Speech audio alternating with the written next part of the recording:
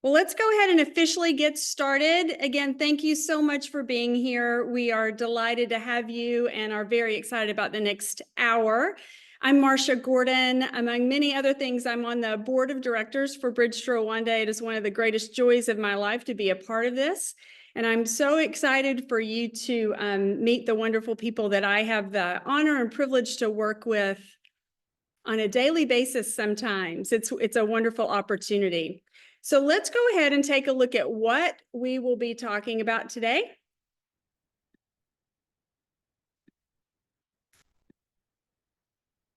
Great. Are we seeing slides, Simber?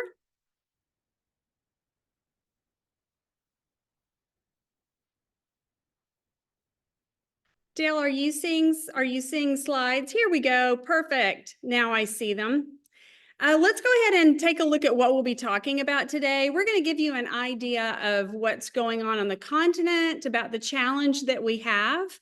We'll also hop into introducing some of the amazing leaders that you'll get to hear from today and talk about what Isomo's doing, and then talk about how things are scaling and about why some of these amazing leaders do what they do. So with that said, let's move on and take a look at why we have this challenge. There we go. So if you are with us, get this number in your head. So take a look at, have you write it down, but we're in too big of an environment to do that. But what percentage of the world's population do you think is African? So get that number in your head. What percentage of the entire world's population is African? And then a second number you can write down is what percentage of Africa's population is under 30? So what is the percentage? What percentage of the world's population is African? And then what percentage of Africa's population is under 30? Hope you've got those numbers. Let's go ahead and take a look at what those answers are. I know I was surprised when I first heard this, that 18% of the world's population is African. 18%, let that sink in.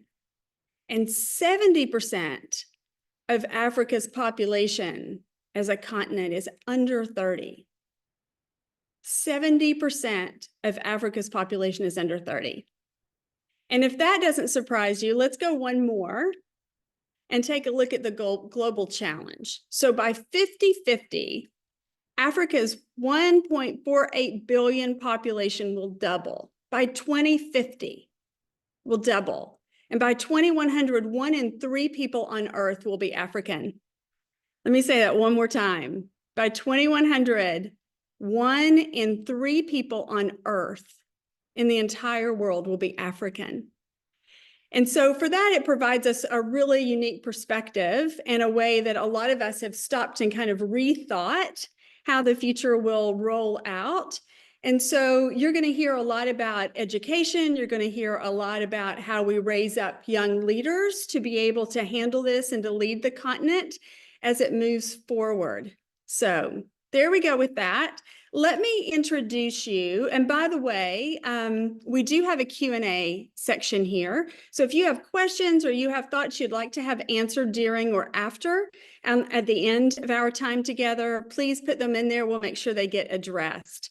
With that said, I always get the question, well, why Rwanda? Why are we starting in Rwanda? And so for that, I'd love to turn it over to Dale Dawson. Dale is the founder and CEO of Bridge2Rwanda. He has an amazing story if you have never heard it. I'm sure he would love to connect with you and tell you that amazing story. But Dale, let's turn it over to you. Why would we start with Rwanda? You're on mute. Thank you, Marcia. I want to give some background on how we got focused on education and leadership development in Rwanda. Bridge2Rwanda was formed in 2007 as a U.S. nonprofit to come alongside the leaders of Rwanda and help them accomplish their vision of becoming the Singapore of Africa, to be a demonstration to all of Africa. If you don't know the story of Singapore, you should know that starting in the 1960s, Singapore went from being one of the poorest, most vulnerable countries in the world to being one of the fastest growing, most sophisticated countries anywhere. And not only did it, as a country, grow quickly and develop quickly, become quite wealthy and successful, but what made Singapore unique is that it served as a demonstration to the rest of Asia about what was possible. Countries like, South Korea, Hong Kong, Taiwan, China, Vietnam, they watched what Singapore did and they began followers. That's what we call exceptionalism. America is known for being an exceptional country. Singapore is an exceptional country. Rwanda is an exceptional country for Africa. It is not only a country that is developing very rapidly, but it is also a country that all the other African countries are watching to see what's possible. Some of the areas that they have been leaders in is the commitment and the effectiveness of their leadership. Rwanda is extraordinarily safe and secure. It has a zero tolerance of corruption.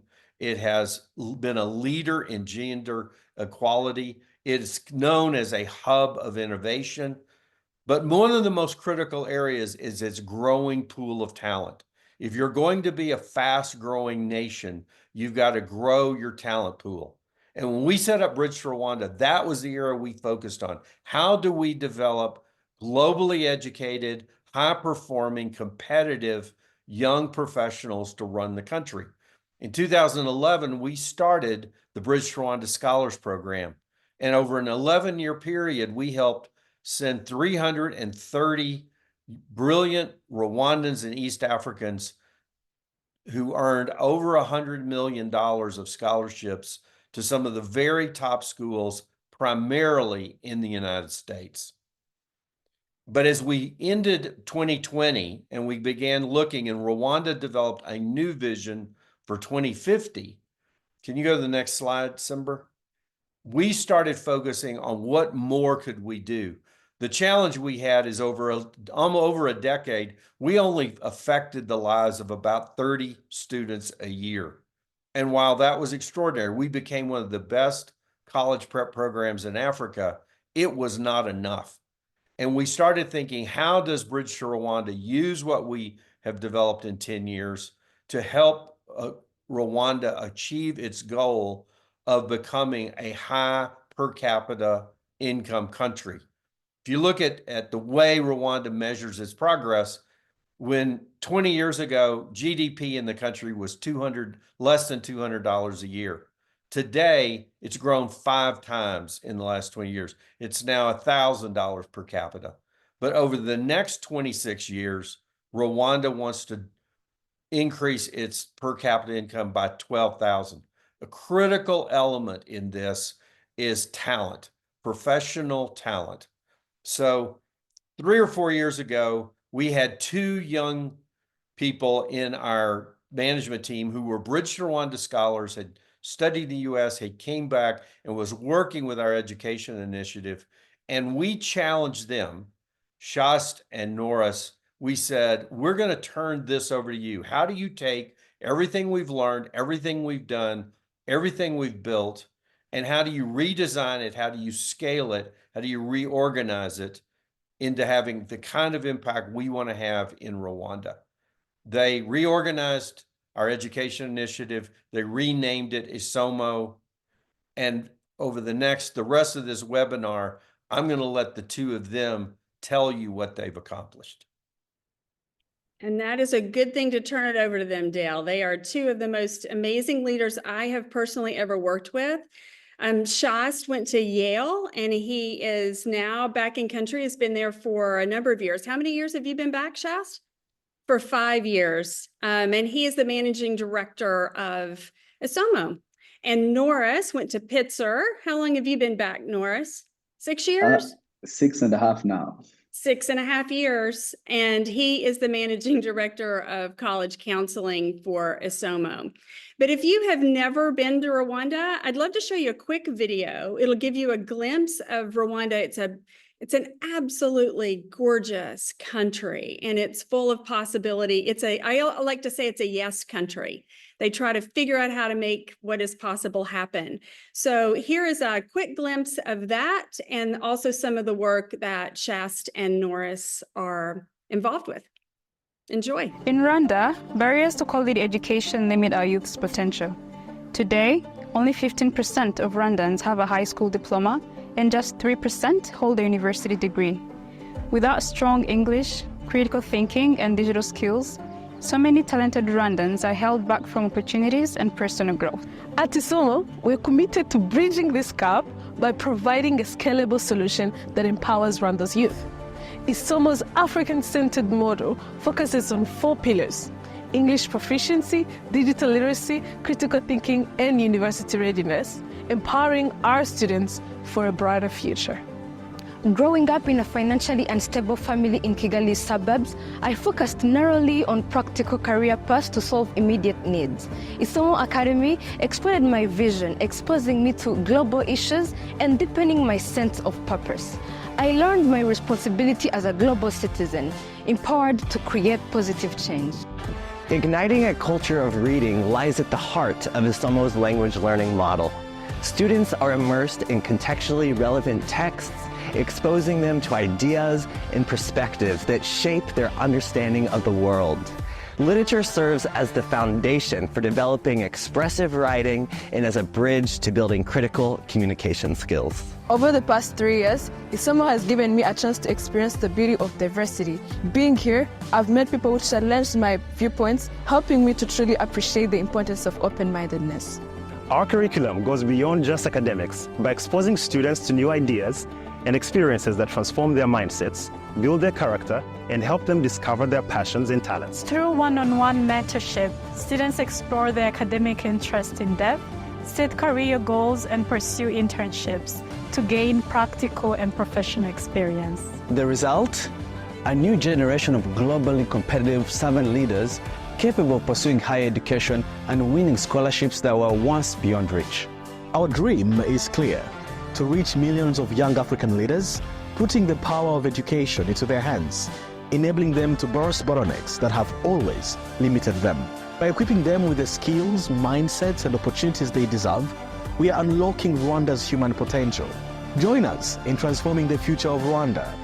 Together, we can create a generation of leaders who will break down the barriers and build a brighter tomorrow for Rwanda and Africa.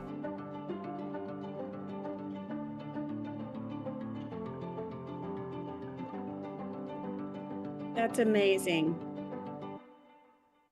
Shasta Norris, I just wish everybody could feel that energy, that it's like being on campus with these amazing young scholars. Let me turn it over to you guys then to share a little bit more about what's happening.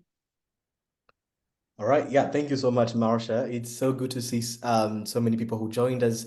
As Dale mentioned, I think 4 years ago when we were given this challenge to take Isomo, it was not Isomo at the time, and to take Isomo, there was a clear need. And the clear need was that Rwanda is an incredibly young country, and it is not the exceptional part about Rwanda. It's representative of the African experience. So right now the median age is around 19 years, and it's more than double in the United States, for example.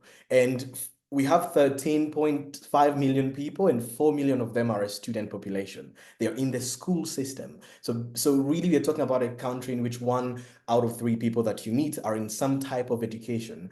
And we had a feeling that, and if you live here and if you travel in Africa, and especially in Rwanda, there's a feeling of possibility, especially from the young people, and the positive desire and dreams of the country in this post-genocide generation has been kind of at the core of what we're trying to do. But with all that promise of a demographic dividend, there remains persistent challenges in the education system. For example, really one of the data points that have been a bit striking and we notice when we go is that only 15% of Rwandans have a high school diploma. That is comparing to 90%, for example, in rich economies, which is where Rwanda wants to get in 2050. At the same time, you have maybe 50,000 to 70,000 annual high school graduates, but we ran a survey with thousands of students and did tests, and most students graduate with a lower proficiency levels in English. So we're talking about A1, A2 in proficiency levels, which are lower levels of English. And they are spending less than 10 hours on the internet in this current market. So you see that the dividend and the promise in the demographic promise that is there is not matched with the needed investment. So there was no better time to invest in education, and there was no better time to run as fast as we could to scale what we could scale. We were very happy to have and very lucky, and it was an amazing experience the last 10 years being part of Bridge2Rwanda. First as scholar, then as a senior, as a university scholar, and then coming back and working. We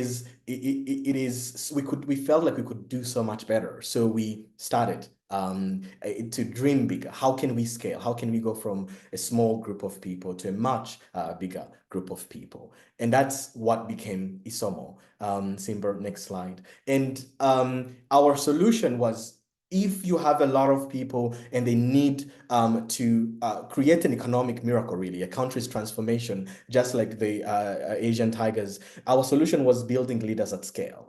And everybody says, do things that don't scale, but can you build leaders at scale? And if you could build leaders at scale, how would you do it? And our approach was a combination of three things: skills, mindset, and opportunity. We thought if we could identify the skills that are lacking in the current ecosystem and skills that are most needed for the future of work, and then the mindset that allows you to succeed, certain character development, a certain leadership development, community engagement, collaboration, as opposed to unhealthy competition, a bit of open-mindedness, opening to the global opportunities.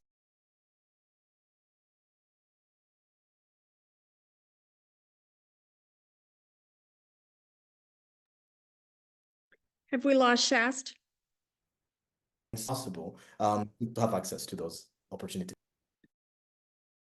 Sorry, Shasta, I thought we lost you there for a second. It froze up on my end, but if you are okay, keep going.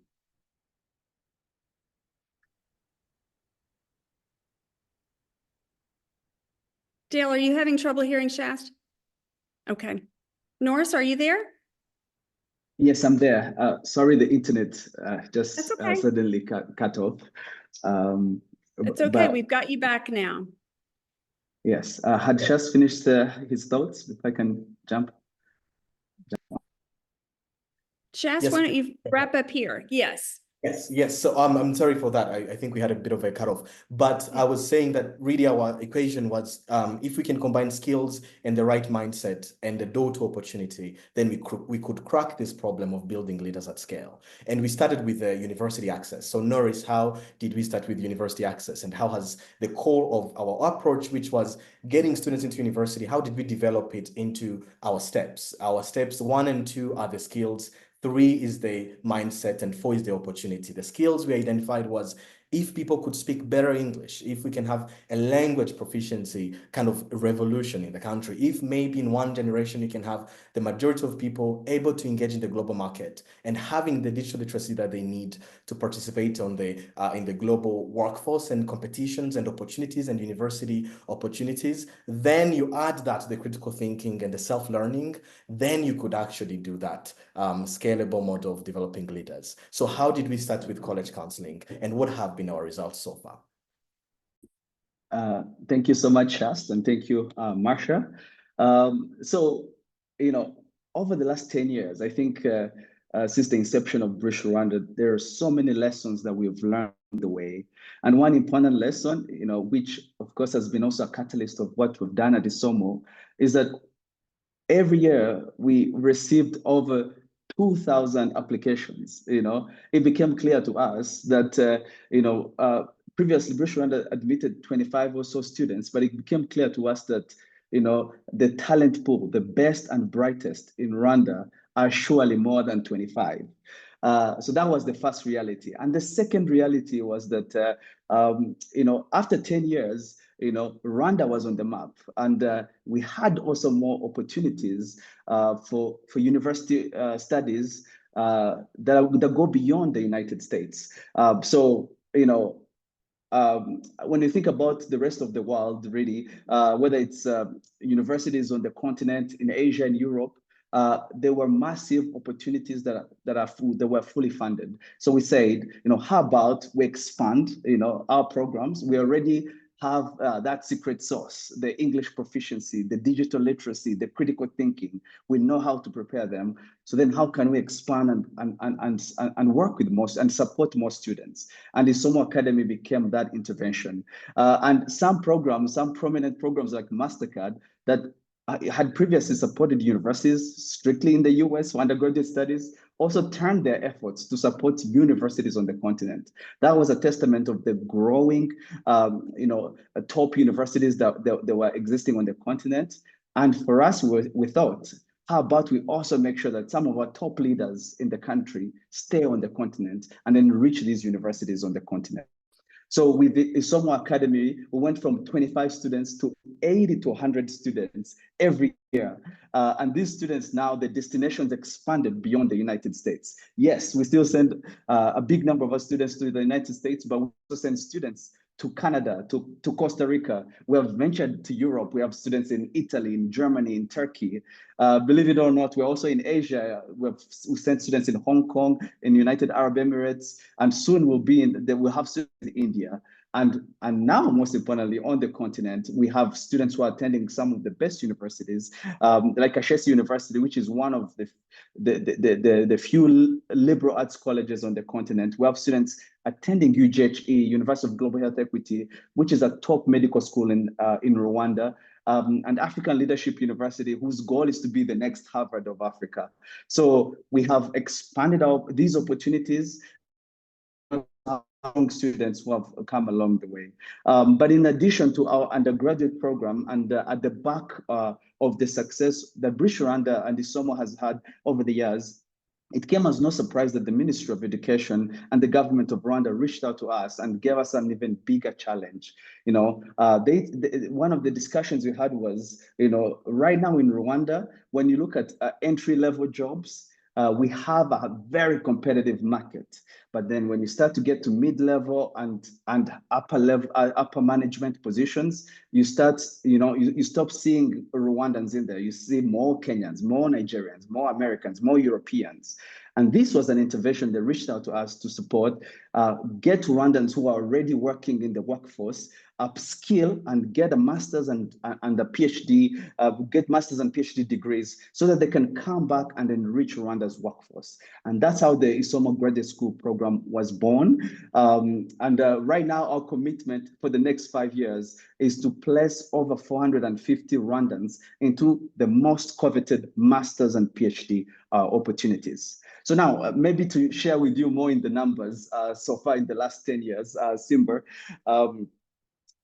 So our results, so for the last 10 years, we have worked with over 700 students in Rwanda through our Bridge2Rwanda Scholars Program, Isomo Academy, the graduate school program, different interventions that we have had. And these students have won over 140 million in scholarships. Can you believe that? That is about 150 billion Rwandan francs. It's crazy to think about. And we have expanded our network of universities. Now we're in the 100s, and hopefully that will continue to grow.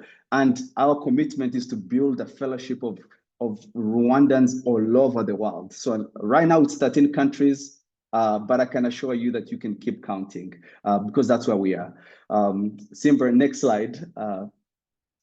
So before I invite Shas to come back in and tell us more about our scaling impact as we build these leaders. So in 2021, as I mentioned, Bridge2Rwanda was at a place where they supported 25 students a year. But that's when Isomo came in.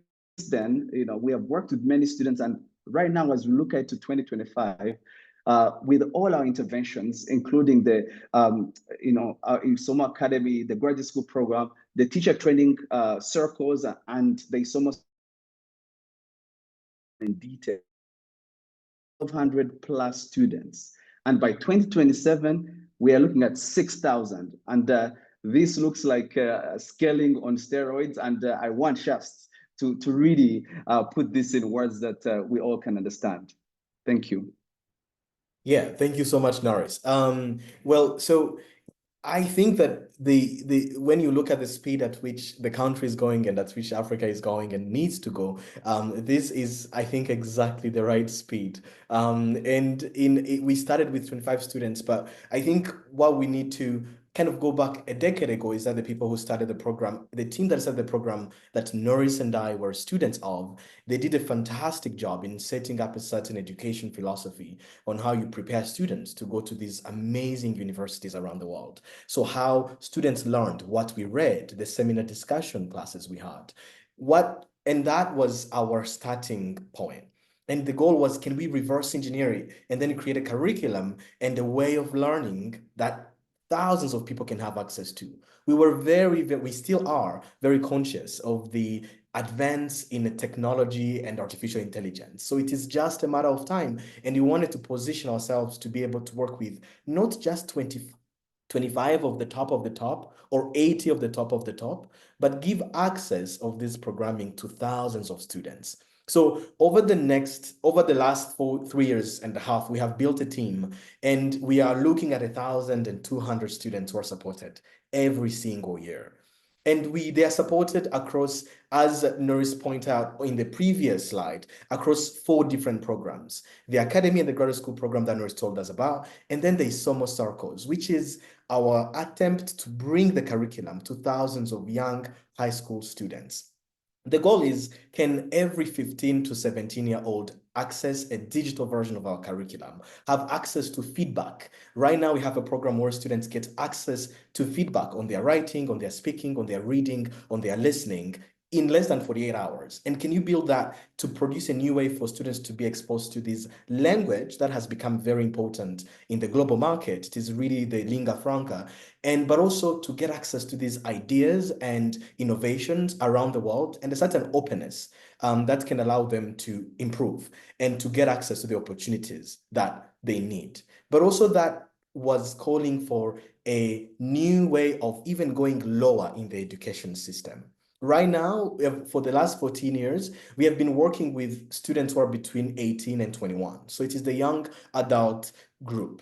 But really, for any kind of education intervention or education academia will tell you that the earlier you start, the better. So we wanted to also enrich the education system from early on, not when students are 18, but when they are much younger. And the best way to do that was to work through the teacher training colleges. So a year ago, we worked with a couple of partners in the Ministry of Education to have a pilot program, a enormous randomized control trial on selecting the representative sample of TTC students, and the TTC at the teacher training high school. And the teacher training high school are the ones that produce the primary teachers who teach early education.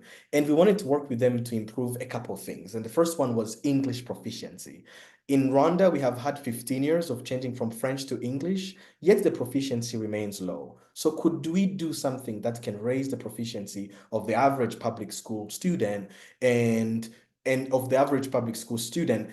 then also improving the quality of the teachers? We really thought, and we were convinced, that if we can work with the teachers in training, then we are going to have a spillover effect. And that's really our end goal. Our end goal is to have a systemic spillover effect. And that's the next slide. And the spillover effect starts with the TTCs. Every single year, the teacher training high schools in Rwanda, they graduate around 4,000 teachers. Each one of those teachers go on to teach a classroom of up to 60 students every year, which means that they can become a point of change. If you can improve the skills and the abilities of those teachers, you will, by spillover effect, improve the quality and learning outcomes of the students themselves, who are many. So we started this strategy to say, in addition to our university support, in addition to getting these skills to high school students, let's now think of a systemic spillover effect. Every year, starting next year, we're going to be working with the teacher training colleges ecosystem. Our goal is to improve the English spoken by primary school teachers by 4 to 6 grade levels measured, and to move them from an elementary level English to at least an upper intermediary level of English. What that could do to the country and access to education, what that can do to increase the high school enrollment, to the quality of education that students have access to, could be massive. Right now, we're thinking that of those 4,000 teachers who are going to be graduating from the TTCs, who are going to be affecting almost 250,000 students per year, those teachers, they're going to be the backbone of our teaching education, of the teaching and school education that will get us to the 2050 dream. So this is the spillover, having better teachers for better learning outcomes, which increases both the access and quality of education to the many million students who need access to education. And that is our contribution to producing the knowledge-based and economic growth that the country is looking for. And that can become and will eventually become a model, not just for Rwanda, but for the continent at large. And that is the exciting possibility that the team, as we work on those across all those 4 areas of impact, that is the possibility that keeps us awake and very excited. Thanks, Marsha. I'm concerned you guys aren't dreaming big enough. I love it because literally you all are talking about impacting a continent. And before we go do something else, Shast, I'm wondering if we went back to those statistics that we talked about in the beginning, and if some of you weren't on when we talked about this, 18% of the world's population is African. 70% of Africa's population is under 30. And if we look at by 2050, Africa's population will double. It's staggering to think about those. And if we look at English proficiency and how that ultimately impacts a global economy, not to put you on the spot, but do you have any thoughts about that and about how important it is for this English language proficiency to increase? Yes, absolutely. I think that there are 2 ways to actually go about it. The first one is in the type of jobs and skills that we are seeing growing on the market. So when you look at the projections of what kind of jobs that are going to be there, a lot of them are in the knowledge sector and service sector. So we are talking about collaboration, we're talking about building teams, we're talking about management and getting things done. And it starts with being able to contribute and participate in the economy. And English just will open that door. And there are very interesting cases in history. I think India being one of them, a very interesting case of how access to a language can unleash the human potential of a country. But also there is another way to look at it. And that way is that right now we talk about a global world. We talk about global citizens, but sometimes Africa is kind of relegated to the afterthought. And it can't remain the same. It cannot remain the same for long. I think the time for that has passed. And giving access to the students to this literature, not just from Rwanda, but also from the other African countries, history, getting them to understand how the world works, how finance works, how economies work, how countries prosper. I think over the last couple of years, kind of the Nobel Prize winners in economics major alert, were kind of a good reminder that we still have a long way to go in building both systems that can bring development, but also in kind of stopping to relegate Africa as an afterthought in these conversations about prosperity and competition. So if a language has been a barrier historically to that, and it would be one that could unleash both economic potential, but also a new sense of participation in the global economy and global citizenry for Africans. And it's a dream to see how that can happen. The students who go to universities from our programs, it's amazing to see how just their world opens up once they meet Zimbabweans, South Africans, and that participation is very important, Marsha. Thank you. Thank you for focusing on that a little bit more. So as we move forward, I have 2 questions I always ask. So I'll ask the first one first. Why do you all do what you do? Norris, why Why do you do this? Wow, Marsha, that's a very good question. And for me, when I think about my why, I have to look back at the beginning. And truthfully, for me, I see the work that we do as a fortuitous calling that chose me. I an econ major. I was both an econ and math major, looking at going into investment banking or consulting, real estate or some. I never thought education was.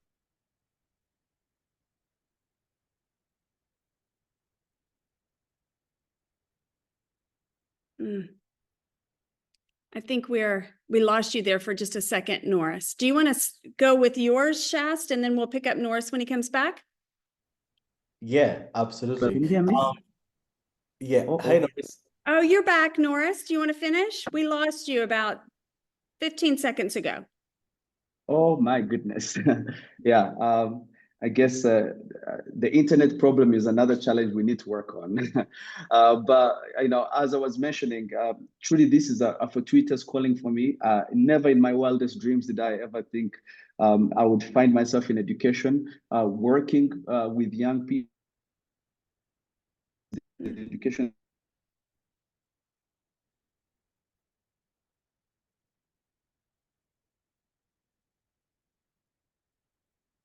We've lost you again. We keep losing you at the same spot, Oh, but oops. that is okay. Give it one more shot, Norris, and then we'll switch to Shast. Okay. Can you hear me now? Yes, just finish out. You were talking about going into investment banking, all kinds of things. You would have never dreamed you would be in education. Okay, he's stuck again. Shast, let's go with your why. Why do you do this? Yeah, I think there was something fortuitous, as Nori said, even on my side. But I think, to be honest with you, the last 5 years have been just an amazing chance and challenge to see and to get a close look to I think one of the most pressing challenges in the world. And I'm thinking about it as just how do we approach human capital development? It's as not as a slogan, but as a reality. How do we develop people who can sustain economies, create thriving communities, and flourishing for themselves? I think this is not kind of touting our own horn because we work in education, but I think it is definitely some top 3 or 5 biggest problems and challenges that we have right now. And it is just an exciting equation. It's a very difficult one. How do you build education systems? How do you fund them? How do you scale them at a cost effective without sacrificing the quality of outcomes? How do you build teams that can do that? How do you measure success? I mean, it was a big challenge, and I thought, if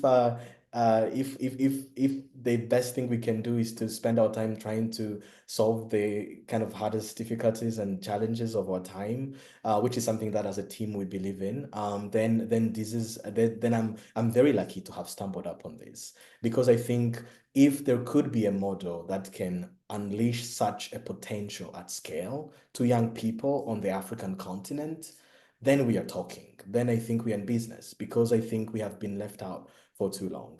And the only way to get back in the conversation is to have people who are not left out who don't accept to be left out of the conversation just because they are very good. And I think that is something that I want to spend a few more years, possibly more, God willing, thinking about and trying to solve with the team that we have built so far. That's wonderful. I'm so glad you're a part of it, Shast. Do we have Norris back? No, I'm back. I'm back, and I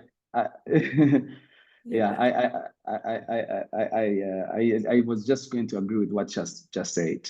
I think it is a calling that chose us, and our why is to just be good stewards of this opportunity that God has placed in front of us, and then let Him do His magic. Let Him do His magic. Pretty impressive. Yes. Great. Well, let me ask you the second question then, and that is, we do a little bit of intro to that. You know, I work with a lot of people who are trying to find their purpose and their impact, and you all are really having impact on a country and on a continent, and that is just amazing. There are lots of people who would love to be a part of something like that. So the second question is, what do you need? What's the opportunity for people to be a part of? What do you need to take this to an even greater level? Thank you, Marcia. You know, as you asked this question, I checked in the box that some people have sent some questions already. You know, which is exciting. People are asking, how can we support you? How can we be a part of this this journey and this transformation? And I think some of the best ways, especially for alumni and B2R fellows, Bridge2Rwanda fellows, people who have been associated with Bridge2Rwanda. I think.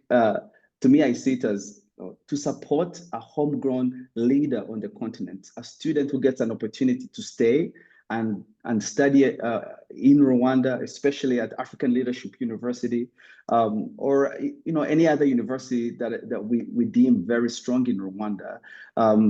All it takes is $125 a month for these students to get a meal, to get transportation, for just their livelihood.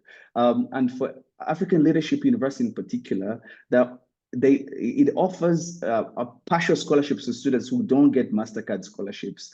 And in the end, the total cost of attending African Leadership University is $1,500 a year. So if you get that and add it to the $125 a month, that's a gift of $3,000 that should enable a student, an Isomo student, to get to continue their educational studies. You know, we have a lot of high achieving low income students, but the pool of universities that offer fully funded scholarships, it's still not enough. That's still not enough. So as we figure out more opportunities, this is the best way to support our students to continue their studies. With a gift of $3,000, you help a Rwandan student stay on the continent, get an education at African Leadership University, while they continue to get supported and are part of the Isomo network. And by the time they graduate, our commitment to these students and to you that gives a gift of $3,000 a year is that these students will be as capable and as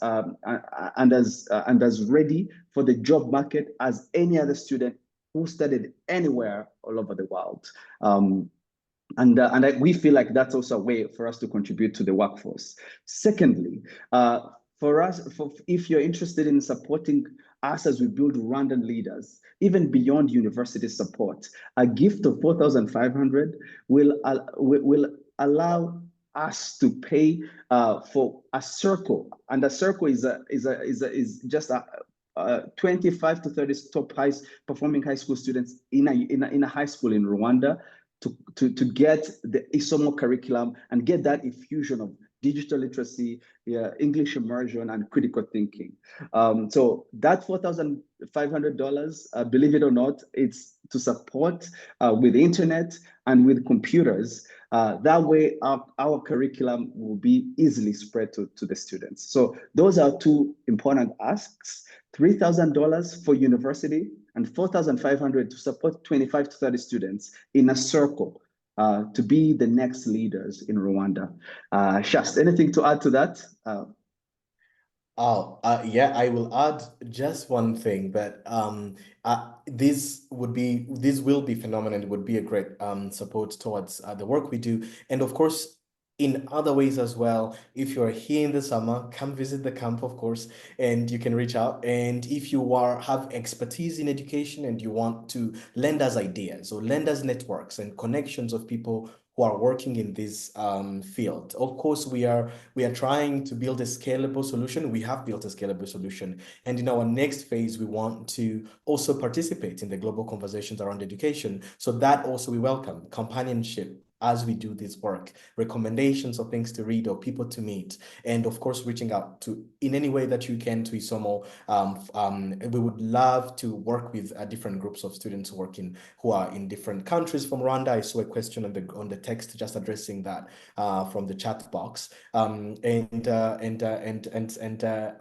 think we would love to get the support and the cheering and of course the ideas that many people who have come from this education system or have other expertise can offer. Wonderful. So here are more specifics on how to do that. Shasta, Norris, any thoughts here? Is it pretty self-explanatory? It is definitely self-explanatory. Just scan the QR code, support us, and just like Shasta mentioned, come visit us. Any opportunities, even with universities, both at the undergraduate and the graduate level. If you know universities that are interested in talented Rwandans and offer fully funded scholarships, we are all ears. We want to expand we want to create a global network of very high skilled and talented Rwandans. We want to go and see CEOs, people who start entrepreneurs to be Rwandans, because that's where Rwanda is headed, and we want to be ready for that move. Mm-hmm. Great. And you mentioned people coming in to see the camp, Shasta. Just a short plug. I tend to take groups of people to Rwanda with me a couple times a year. Would absolutely love for you to join one of our trips and get to meet these amazing people in person and to see what they're doing in person.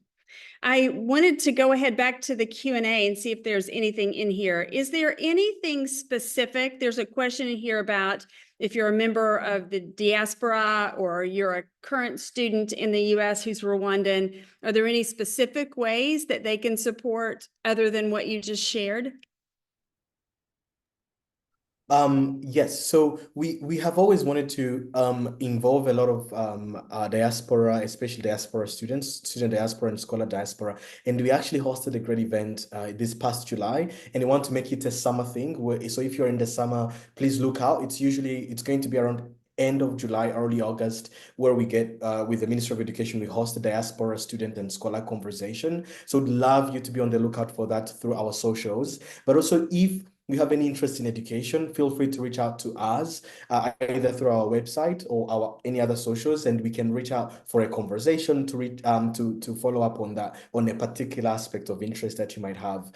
We know a lot of Rwandans who are in the student diaspora already do a lot of amazing social support work in schools and the education system, and anywhere we can merge, I would love and collaborate, would love to do that. So please do reach out as much as you can. Yes, Norris.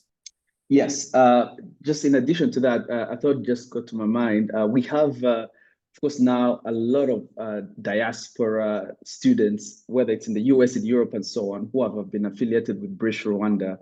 If you're interested in hosting a student, especially freshman students, picking them up from the airport, being their host parents in a way for Thanksgiving, Christmas, and so on. We would love that support. You are now at that point. You are an asset to the country, and you could make a big difference as someone who's been there. We have Rwandans in every corner of the United States, and now I think everywhere. So if you want to support, even if it's just being a host to a student, we would love that. Yeah. Mm-hmm.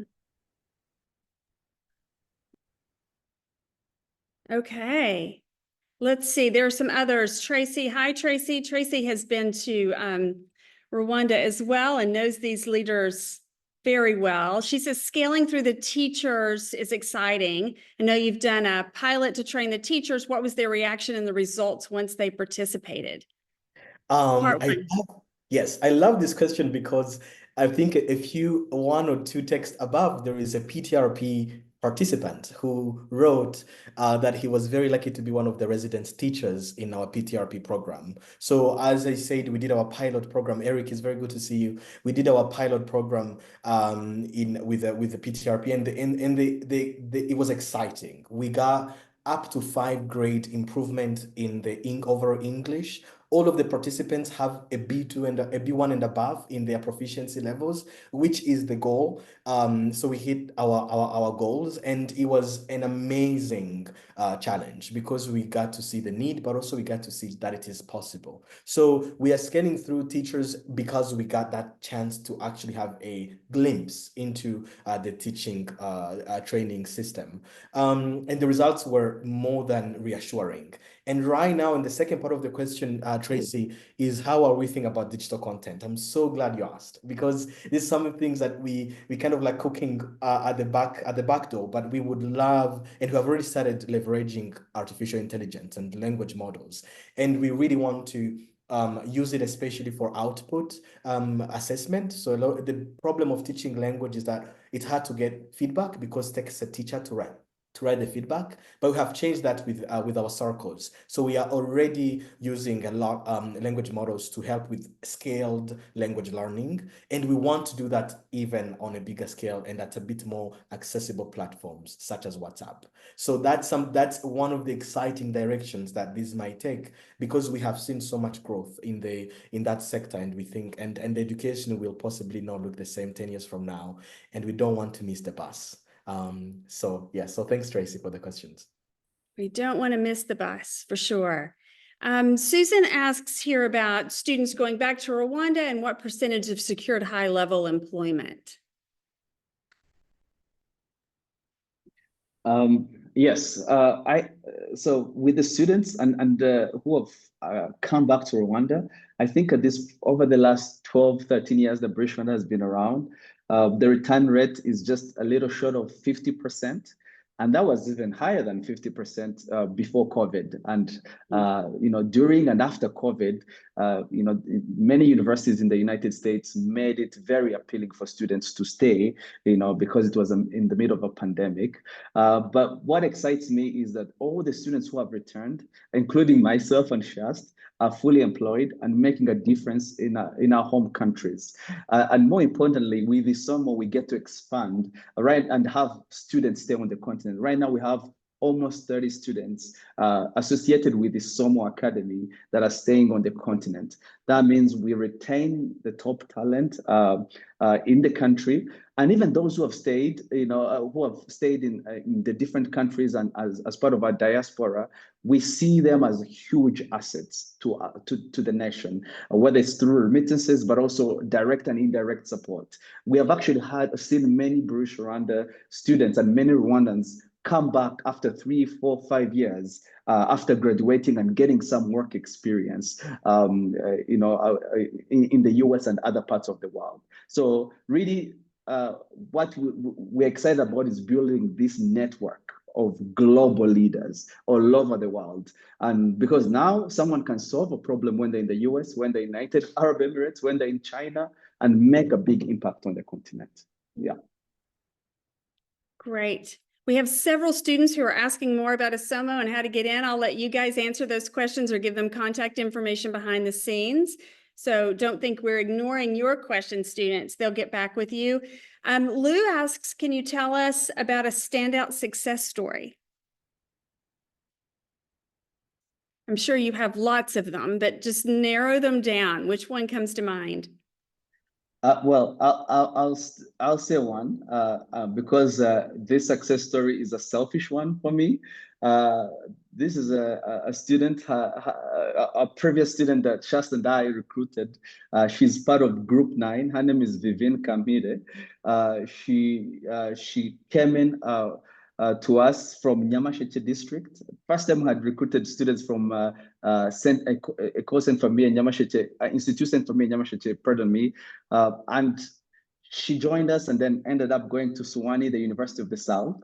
And ultimately, this summer she returned and is working as a college counselor with me, which is very, very exciting. It's really, she's among the first few students who we have recruited. We've seen them come in during the interview, go get an education abroad, where she got a great education, studied abroad in Austria and went to different places, and then returned only to be a part of, to join this army that we're building, that is excited about, transforming the education system in Rwanda. So she's an example that comes to mind. Maybe there is another one that Shasta thought about. Yeah, I will talk about one quick one, and that is about the event that pushed us in a very good way to start working with future teachers and have that dream.